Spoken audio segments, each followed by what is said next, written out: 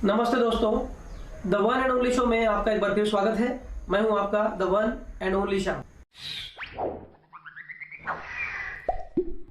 दोस्तों, हम सालों से सुनते आ रहे हैं कि आतंकवाद का कोई धर्म नहीं होता।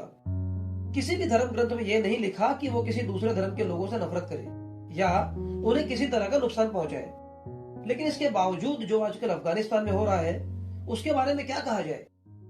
किसी निर्णय पर पहुंचने से पहले अफगानिस्तान का इतिहास जानना जरूरी है और ये जानना भी जरूरी है कि जो आज हो रहा है उसका जिम्मेदार कौन है। कौन? सत्ता के लिए मारकाट और तख्ता पलट का इतिहास अफगानिस्तान में काफी पुराना रहा है। सन 1973 में अफगानिस्तान के आखिरी किंग मोहम्मद जाहिर शाह को गद्दी से हटाने के बाद मोहम्मद दाऊद खान ने राष्ट्रपति के तौर पर 1973 से लेकर 1978 तक सत्ता संभाली। उसके बाद नूर मोहम्मद तारकी ने सोवियत यूनियन की मदद से तख्ता पलट कर दिया और खुद प्रेसिडेंट और प्राइम मिनिस्टर बन बैठा। हालांकि साल भर के कार्यकाल के दौरान ही उसके विरोधी हफीजुल्लाह अमीन ने सत्ता हथिया ली और इस जंग में तारकी की मौत हुई। इस बीच अफगानिस्तान में कई ट्राइबल और अर्बन ग्रुप्स बन गए जिन्हें मुजाहिदीन नाम से जाना गया। मुजाहिदीन माने वो जो जिहाद करते हैं और जिहाद का मतलब होता है धर्म युद्ध। हफीजुल्लाह अमीन का कार्यकाल बहुत छोटा रहा, जिसके बाद बबरक करमल ने सत्ता की कमान संभाली, लेकिन तब तक मुजाहिदीन बहुत उग्र हो चुके थे, जिसके चलते उन्होंने विद्रोह छेड़ दिया। इस गृह युद्ध में सोवियत यूनियन ने अपने 30,000 सैनिक भेजे, लेकिन वो मुजाहिदीनों के सामने टिक नहीं पाए। बिना किसी आधुनिक हथियार और ट्रांसपोर्ट के भी मुजाहिदीन अपने विरोधियों पर भारी पड़ते गए। बाद में अमेरिका, ब्रिटेन, पाकिस्तान और कुछ अन्य देशों ने उन्हें हथियार मुहैया करवाए, जिसके चलते सन 1989 में सोवियत यूनियन को हार का सामना करना पड़ा। इन लड़ाकों ने पाकिस्तान की सरजमी पर उनके मदरसों से पढ़ाई की, अमेरिका के दिए हथियारों की ट्रेनिंग ली और जिन्हें खाड़ी देशों के अलावा और भी कई देशों ने फाइनेंशियल एड दिया और इस तरह ये ग्रुप और खूंखार होते गए। अभी तक चलते आ रहे युद्ध के दौरान एक कॉमन गोल के लिए लड़ रहे मुजाहिदीनों में कभी एकता नहीं रही और इसी वजह से कोई सरकार ज्यादा दिन टिक नहीं पाती थी। जमीयते इस्लामी के नेता बुरहानुद्दीन रब्बानी और सेजबे इस्लामी के नेता गुलबुद्दीन हिकमतयार के आपसी संघर्ष में अफगानिस्तान जलता रहा। इसी दौरान सन 1996 में एक पूर्व मुजाहिदीन कमांडर मोहम्मद उमर ने अपना एक नया ग्रुप बनाया, जिसका नाम रखा गया तालिबान, जिसका मतलब होता है स्टूडेंट्स। तालिबान ने बहुत जल्दी अफगानिस्तान का एक छोटा सा हिस्सा अपने कब्जे में ले लिया। तालिबान के लिए तकलीफें तब बढ़ी जब उसने 11 सितंबर के हमले के बाद अमेरिका को ओसामा बिन लादेन और दूसरे नेताओं को सौंपने में आनाकानी की जो उस हमले के जिम्मेदार थे। उसका नतीजा ये हुआ कि अमेरिका ने अफगानिस्तान जाकर तालिबान के कई लड़ाकों को मार गिराया और वहां पर एक स्टेबल गवर्नमेंट बनाई, जिसकी कमान हामिद करजई को सौंपी गई। पिछले 20 सालों से अफगानिस्तान में उनके सैनिकों को ट्रेनिंग देने और शांति स्थापना के उद्देश्य से अमेरिका ने अरबों डॉलर खर्च कर दिए। ये सब अमेरिका ने सिर्फ और सिर्फ अपने ईगो को सेटिस्फाई करने के लिए किया, जिससे वो दुनिया को दिखा सके कि उन पर हमला करने वालों को वो सबक सिखाने के लिए किसी भी हद तक जा सकता है। मगर अंदर की बात ये रही कि तालिबान को खत्म करने में अमेरिका पूरी तरह से नाकाम रहा और जुलाई 2021 में अफगानिस्तान से अपनी सेना वापस बुला ली। अमेरिकी सेना के अफगानिस्तान से निकलने के तुरंत बाद ही तालिबान का नेटवर्क दोबारा एक्टिव हो गया और उन्होंने कुछ ही दिनों के अंदर पूरे अफगानिस्तान पर कब्जा कर लिया।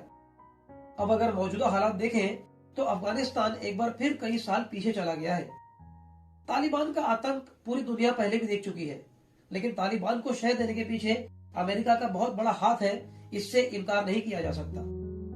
वो अमेरिका जिसका प्राइमरी ऑक्यूपेशन किसी जमाने में एग्रीकल्चर हुआ करता था, आगे चलकर उसकी जगह आर्म्स एंड एम्यूनिशंस ने ले ली। और ये हम सब जानते हैं कि जब तक देश दुनिया में उथल पुथल ना हो, इन हथियारों की कभी जरूरत ही नहीं पड़ेगी। अपने पुराने प्रतिद्वंदी रशिया के अफगानिस्तान की कम्युनिस्ट सरकार को सपोर्ट देने के खिलाफ अमेरिका ने मुजाहिदीनों को हथियार और गोला बारूद सप्लाई किया, जिसका बदला उन्हीं की शह पर पले बड़े मुजाहिदीनों ने ट्विन टावर पर अटैक करके लिया। वो मुजाहिदीन जो अब तालिबानी बन गए हैं, पूरी मानव जाति के लिए किसी अभिशाप से कम नहीं है। सत्ता में आते ही उन्होंने मासूम लोगों पर अत्याचार करके अपना असली रूप सबको एक बार फिर दिखा दिया। जाने क्यों उसके बावजूद किसी भी देश की तरफ से कोई विरोध अब तक देखने या सुनने में नहीं आया। दूसरी ओर पाकिस्तान ने तालिबानियों की जीत को अफगानिस्तान की आजादी बताया है। इसी को तो कहते हैं चोर चोर मौसेरे भाई।